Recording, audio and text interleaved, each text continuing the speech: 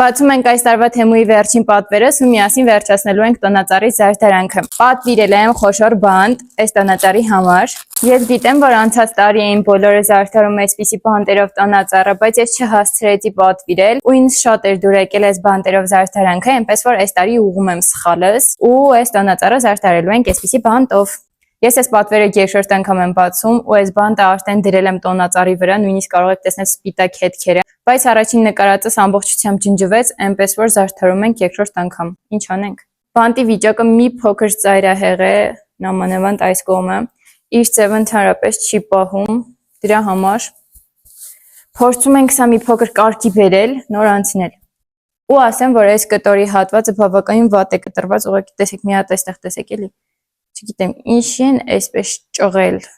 Այս մի ծայրը չի ուզում ընդհանրապես ուղղվի։ Հիմա բավականին լավն է տեսքը, եկեք փորձենք այսպես առանց ոչ մի բան շարժելու տեղավորենք տոնածառի վրա։ Դնելու եմ այստեղ, որովհետև եթե մի փոքր ավելի վերև կախեմ ծայրերը չի հասնի դեպի գետին, մի փոքր ավելի վարել չի սազի, թե կսազի, չգիտեմ։ Լավ, ինչ որ այստեղ եմ դնելու։ Եկեք հիմա այս ծայրերը կտորի բացենք, գեղեցիկ։ Կապեմ, որ մնա, ինչ անեմ։ Ուղղում ենք նաև այս հատվածը։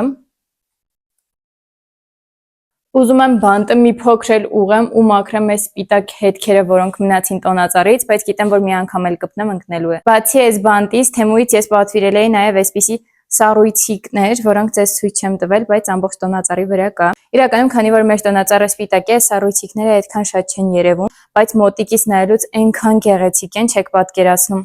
Ու գնահատեք վերջնական տեսքը։ Իմ կարծիքով բանտը պիտի մի փոքր ավելի մեծը պատվիրեի ու կախեի այստեղից ու ինքը այս կողքի կտորները շատ ավելի լայն բացվեին,